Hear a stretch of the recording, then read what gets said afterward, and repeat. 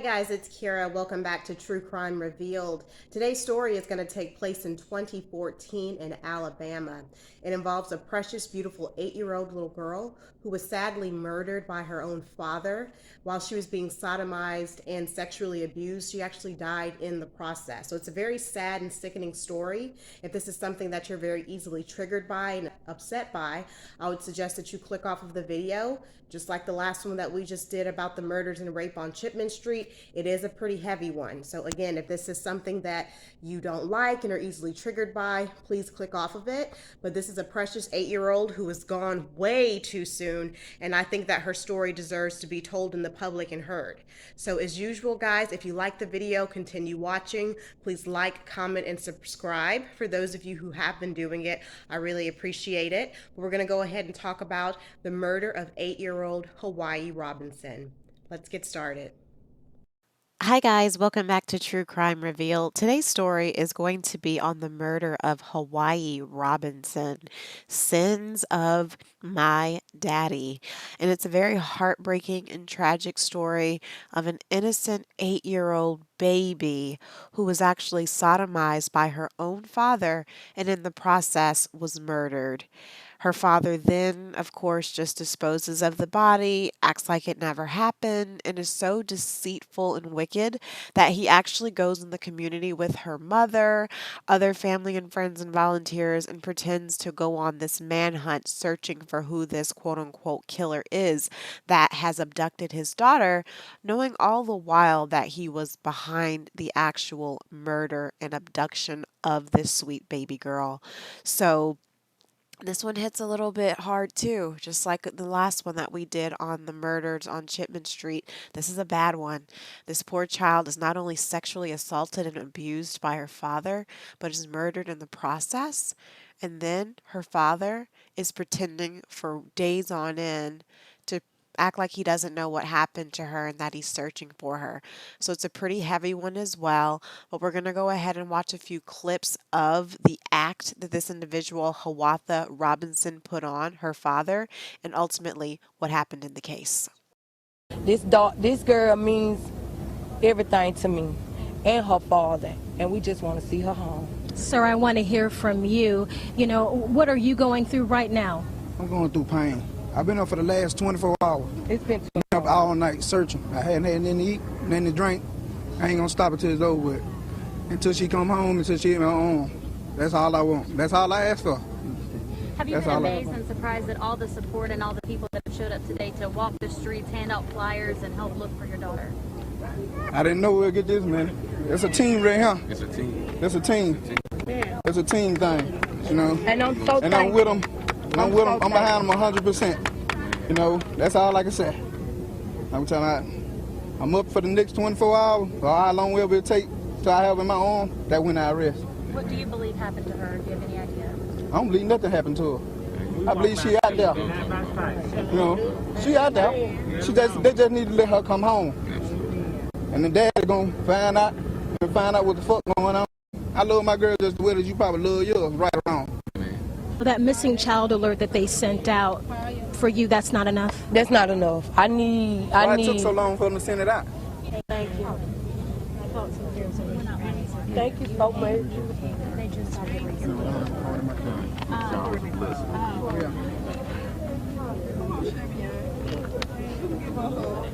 I know, I got all the faces going. Been sick, down and out, but trying to hold it all together. And if it weren't for my friends and my family or whatever behind me 100%, I don't know what'll be going on with me, you know. I get up in the morning, I break down and cry. I just have to keep on with my day to keep myself going, you know. She's crying because I hear it in my ears. Because she want her mama and her grandmama and her sister. And I just want her back.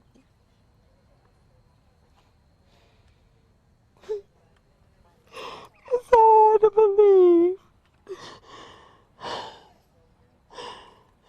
that somebody would just do that to an innocent little girl.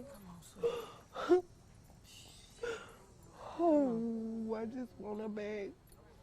I just want her to come. They can just let her out on the Front Street, wherever. Just bring her close enough where she can find her way home. Hiawathi Robinson was born on September 24th, 2005, in Mobile, Alabama, and she actually died September 18th, 2014. So the following week would have been her ninth birthday, and she was really excited about celebrating it, but of course her life was cut way too short. She is the daughter of Yosha Populus, that's her mother, and her father is Hiawatha Robinson Jr. As pictured here, you can see Hiawatha and his daughter. They look like they were very close. He looked like he was a loving father, but it couldn't be further from the truth. Now, Hiawathi was a typical third grade girl attending elementary school. She was 8 years old. She loved Hello Kitty. Her mother recounts that she loved leopard print. So, if anything had leopard print on it, she wanted it. If she saw it in the store, she wanted it. Loved, loved, loved, loved leopard print, like so many other little 8-year-old girls. She also loved Hello Kitty, and she also loved playing video games. So, if she could play them on her phone or her tablet, she was just a regular 8-year-old girl that loved all of those things. She also enjoyed dance. Her mother says that she loved to dance, and she was just a really fun kid all around. Enjoyed spending time with her family and her friends and her cousins. She loved her cousins. She loved babies. So any infants that were around, she loved playing with her infant cousins, or if there were family members that had little babies, that was something that Hiawathi also loved as well. So Hiawathi actually went missing on September 16th of 2014. So Hiawathi actually got back home around 3:30 p.m. that day, and she was actually getting home from school. She was attending the Collins Roads Elementary School, and that was actually in Prichard, Alabama. So after attending school, she would come home, and her grandmother would actually be waiting for her at the home. Now, Hiawathi's mom, Yosha, was a great mom. She was also a hardworking mom, so she was actually working really long hours as a nursing assistant. And so when Hiawathi got home from school, her mom wasn't always there, but thankfully her grandmother was there to help out a lot and to be there to watch Hiawathi while Yosha was out at work. So later on that day, 8-year-old Hiawathi received a phone call from her 38-year-old father, Hiawatha Robinson, that he wanted to meet up with her because he wanted to give her some money for her upcoming birthday. So remember, the following week, Hiawathi would have been turning 9 years old. She was excited about getting a tablet and a cake and all of this fun stuff. And her dad was saying, okay, well, I'll pick you up. I'm going to give you some money so that you can have money for your birthday. So he actually asked her to come up to her cousin's house, which is actually in the same apartment complex. And that's when Hiawathi left and she never returned. So poor unsuspecting grandma figures that Hiawathi's just going out with her cousins to play. Cousins are also saying, oh, Hiawathi went to the store to go get some candy. But no one really knows where she went. There is some speculation that yes, she had possibly called her dad and was possibly with him, but of course he's also stating, oh, I've never seen her. So there's a lot of hearsay going on, and unfortunately no one really knew what had happened, and they're going to have to rely on CT footage to actually hone in and solve the case in the end. So what happens is Hiawathi's grandmother actually reports her missing a little after 10 p.m. that night, and after 2 days of an extensive search, that is when tragedy is befalled, and they find poor 8-year-old Hiawathi's body murdered. So as investigators are trying to piece together the timeline of her going missing, they actually talked to Hiawathi's cousin, the one that they thought that she was supposed to have gone to the home of, and her cousin actually told the police that she was not home during that time, and it actually turned into a dead end. However, there was a tip that was sent in stating that they had seen her at a convenience store close by, about 3 blocks from the home. So police actually headed over to that particular convenience store, and that's where they were able to get the surveillance footage, and they can see that Hiawatha actually was at the store at about 4 p.m., a little after 4 p.m. on September 16th, buying candy and then leaving. Now, her mom thought that that was pretty odd that she would go to the store because she would never go to the store by herself. She didn't really have any money to go to the store by herself. However, the store owners did say that she had bought about $4 worth of candy, and she in fact was there with someone. So again, that was just something that was a huge red flag. Investigators were trying to figure out who Hiawathi was with, how she got the money, and ultimately, where is this poor baby? So now what I'm going to do is I'm going to play a clip of the surveillance footage and a news report at the actual convenience store where Hiawathi is last seen. Surveillance video shot at a strip mall just 3 blocks away from Hiawathi's apartment. You can see little Hiawathi running into a convenience store at 4:04 p.m. Tuesday afternoon. In the video, Hiawathi stays inside the convenience store for about 6 minutes. That's where this photo was taken from another surveillance camera, where Hiawathi is seen buying candy. After buying the candy, she leaves the store and politely holds the door for some folks going inside. She then runs back around the side of the building. This may have been the last time anyone saw Hiawathi before her death. Here's why this video is important. In the surveillance video, Hiawathi does not take St. Stephen's Road across the street to the convenience store. Instead, she's seen running from around the side of the building into the front door of the store, showing that perhaps Hiawathi did not walk down St. Stephen's Road. Also, the surveillance video shows it was raining when Hiawathi went to the store. You can even see her running in, then running out, as if to avoid getting wet. So the day that Hiawathi went missing, on the surveillance footage, there is a woman standing behind her as well. So she was a person of interest. They ended up interviewing the woman and finding her, and then they just decided and discovered that she was just another person in the store that was shopping. So she was eventually ruled out as well. So I did want to just let you guys know that she was actually investigated because she was an individual that was around her one of the last times at the shop. So they weren't sure if she maybe had something to do with it, but after interviewing her, they found out that the woman was just there shopping, obviously had nothing to do with this poor child's disappearance. So with the investigators going ahead and investigating this case, when little Hiawathi left the store, although they didn't really have cameras that were actually able to capture her getting in and out of a vehicle, it became evident that she was actually doing that. She didn't just walk there on a whim. She was with someone. They were able to see a reddish SUV in the vicinity, and it appeared to enter and leave the premise at the particular convenience store that she's last seen at. And so they actually were able to discover that none other but Hiawatha Robinson, her father, had actually been driving a maroon SUV the day that she disappeared. And this coincided with the times that she was entering and exiting the store. And so again, police then do realize that her father, Hiawatha Robinson, had also been driving the maroon SUV the day that she disappeared. So this was a huge crack in the case that led them to investigate further and start kind of looking at her father as a person of interest as well. So unbeknowing that Hiawathi is actually with her father, 2 days later, after an extensive search, the tragedy of this poor girl and this case was actually ended when poor Hiawathi was actually found about a mile from her home. Now, she was actually found behind an abandoned building, and she was lying basically on her back, and the lower half of her body was undressed.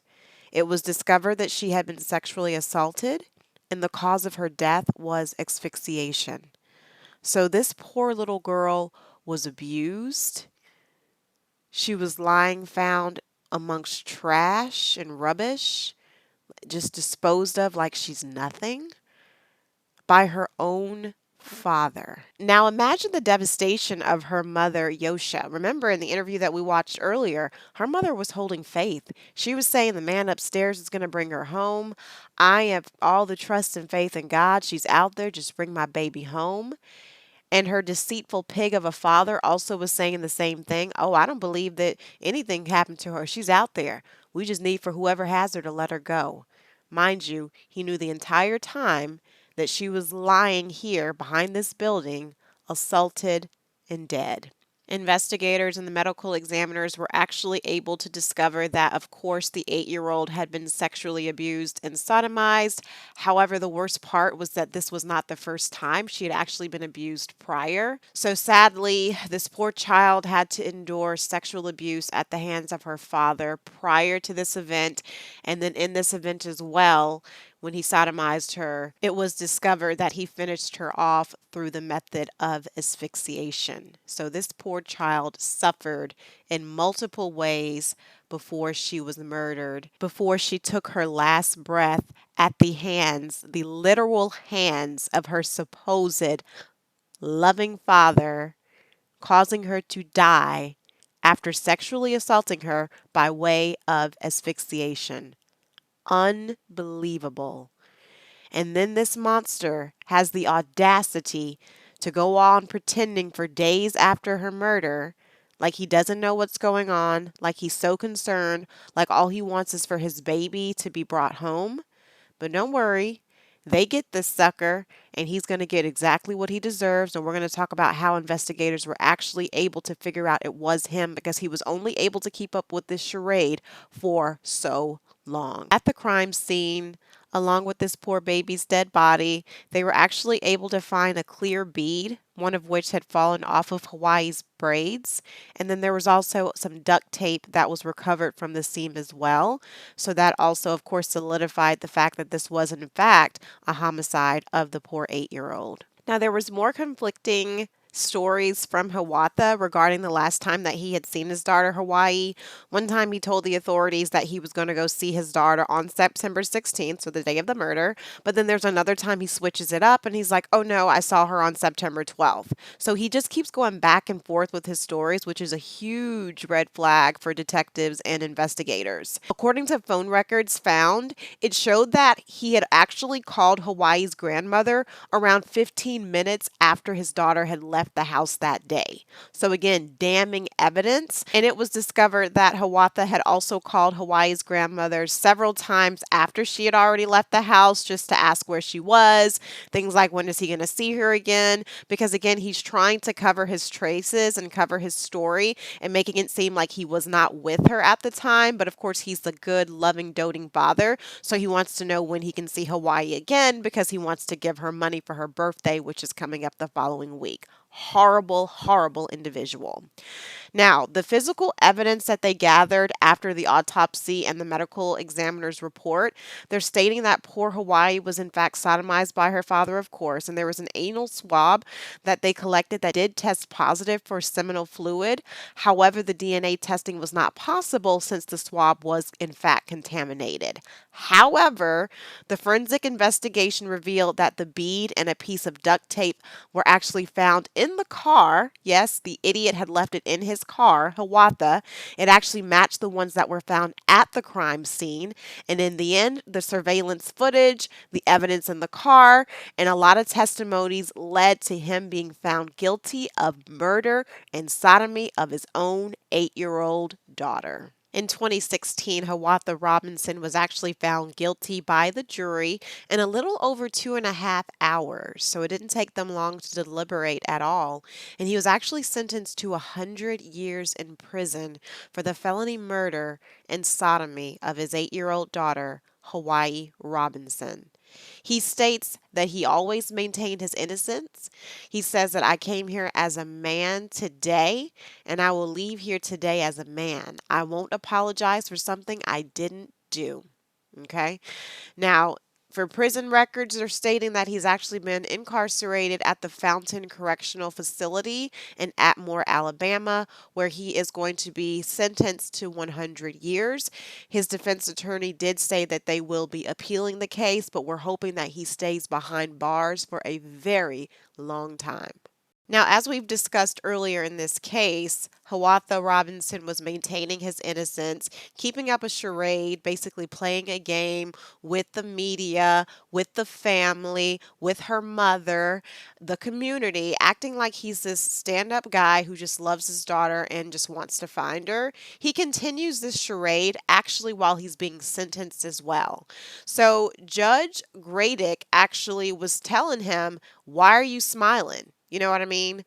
Why are you smiling? This is not funny. He actually said to him, there's nothing to smile about. You're almost making me sick to my stomach. And I quote. So they actually had a heated exchange. Okay. Hiawatha actually is going back and forth with the judge, stating, do you know what a fair trial is? You haven't given me a fair trial. I'm maintaining my innocence, just will not admit to what he has done and is standing by it. And I don't know if he ever will. I don't even know if on his deathbed he will admit it. I think he's just wanting to take this to the grave. He just does not want to admit it. And he's got his mother fooled too.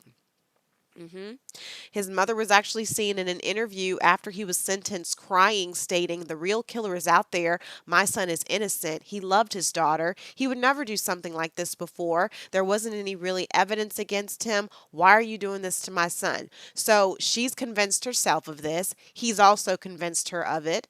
And he's just living a lie still, despite all of the damning evidence, the surveillance footage, the details of the evidence they found in the car. He's still just living up this charade, and his poor mother really believes it. And it's really, really sad because you would think that he would have some type of a shred of remorse or love for his daughter to at least come clean and just say, I'm sorry. But that's how wicked he is. He refuses to admit that he, in fact, did do this and that he is guilty. He wants to maintain his innocence, and it's disgusting and it's sad. This man was so devious and just didn't care, just has no conscience, no empathy, no love at all for his daughter.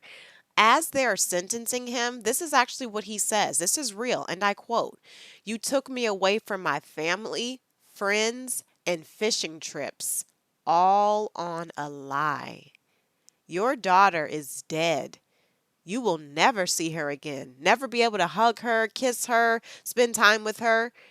And you want to talk about fishing trips and they took it away all on a lie? I'm all for innocent until proven guilty, but the evidence against this man is damning. And he has the audacity to say that the judge, the juror, all of them are taking away his fishing trips. And then family, you took away your own family. You took away your daughter. You did that. And you have the audacity to blame someone else for that? I just had to share that with you guys because I couldn't believe it. I saw that and I'm like, are you kidding me? They took your family away. No, you took your family away. You took your daughter away. You killed her. And then you took your own family away because now you're going to rot in prison because you've been sentenced to 100 years. And no matter how much your defense attorney tries to appeal it over and over and over, I'm almost certain that they're going to keep you in there for the 100 years that you deserve to rot and die behind bars. Hiawatha Robinson, you are wrong. You are a demon, and you deserve to be exactly where you are right now. After sentencing, they, of course, want to speak with Yosha Populus, the mother of Hawaii. And as you can imagine, this woman has just been through the ringer. She says, yeah, I'm happy, that he's been convicted. But at the end of the day, it's not going to bring my daughter back. It's not going to ease the pain that I have. This is something that this woman is going to have to live with for the rest of her life until she is reunited with her daughter in the afterlife, if that's what she believes in. I believe in the afterlife, right?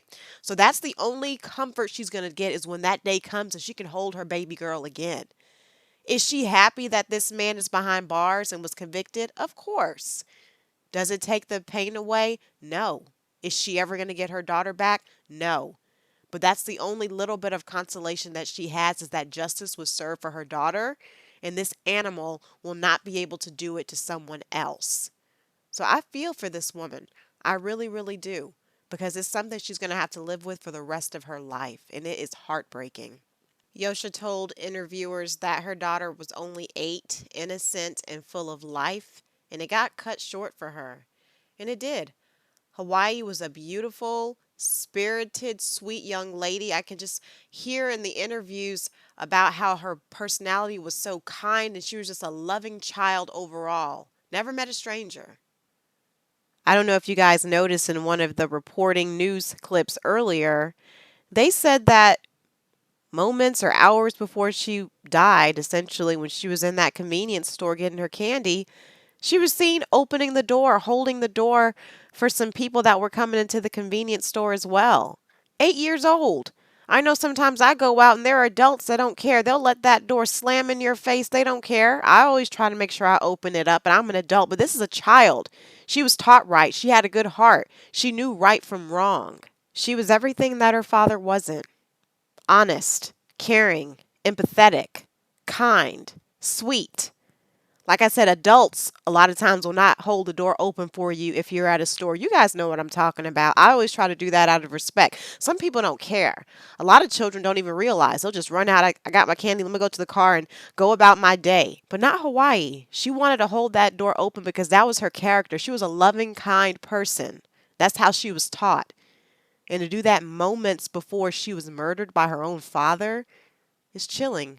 It's heartbreaking and it's sad. And I just pray that she is resting peacefully.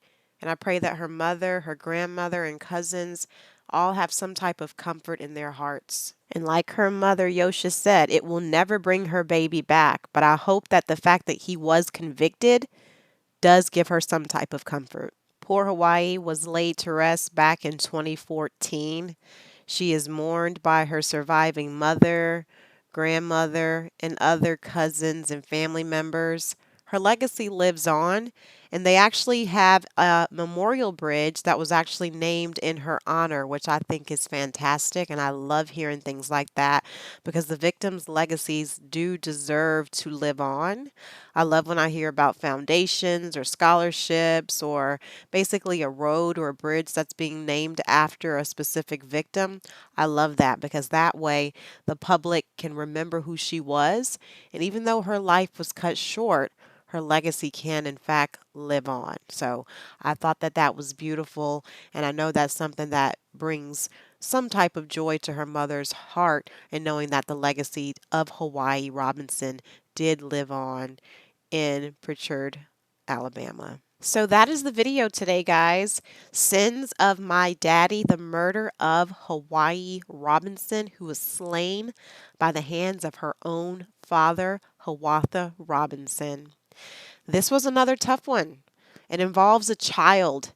It involves a murder by the hands of her own father, sodomy, all of that. So it's a bad one. It's a bad one. This little girl suffered. And she had a very, very pure heart, very, very sweet. So that makes it even more difficult. But her father was a very wicked individual, and he had a lot of sins that he did to his own child. Lies. Lied to her about picking her up to give her money and taking her to go get candy like it was all innocence. Lied to Hawaii's mother, Yosha, and the family about, and the whole community about knowing where she is. Sodomy, raping and sexually abusing your own child. Murder, taking her out of here with asphyxiation. All of that. Stealing evidence and trying to get rid of it. There are so many sins, the sins of just not even loving and having compassion and respect for your own daughter that you brought into this world. More lies after he's found out and convicted, and the judge is sentencing him, still maintaining his innocence, stating that he can't go on fishing trips and his family was taken away from him, lying about that. No, you took your own family away. So there's a lot of sins of this poor child's daddy that she had to witness before her death after living far too short of a life on this earth. And it's one of the most chilling cases I've heard involving a child. Child murders are tough. They're horrible. You got the JonBenet Ramseys, Casey Anthony's. There's a lot of them. But when your child or a child is murdered by their own parent, it's sad. It's sickening. And it's unbelievable. And that's what makes these cases stand out to me so much, because I enjoy movies and TV shows and fictional books and all of that. But when I first started getting into true crime and watching it about 10 years ago, I couldn't believe that there was case after case after case after case. And when I heard ones like this one, it's something that you think about for days on end. You can't get it out of your mind because it's just like, this actually happened. This isn't some writer that's just going on a whim and creating this fantasy world of what could have happened. No, this actually did happen to an innocent little girl at the hands of her own father. So that's the video, guys. I did want to share with you the murder of Hiawathi Robinson. It's one of those that doesn't get a ton of media attention, so you may or you may not have heard about it, but hopefully you learned something new today. It's keeping her legacy alive, and I just pray that she's resting in peace and her mother can get some type of comfort in knowing that this monster, I don't even want to say her father because he's not a father, this monster has been in fact convicted and charged. So that is the video, guys. I would love to hear in the comments if you guys have ever heard about this case, if today's the first time you've ever heard about it, what you think about it, anything like that. I love to hear you guys' comments in the comments. I like to read them and reply, so please do. Also, if you like the video, please like it. Please subscribe. I'd love to have you a part of the True Crime Revealed family. And I will see you guys in the next video. Bye for now.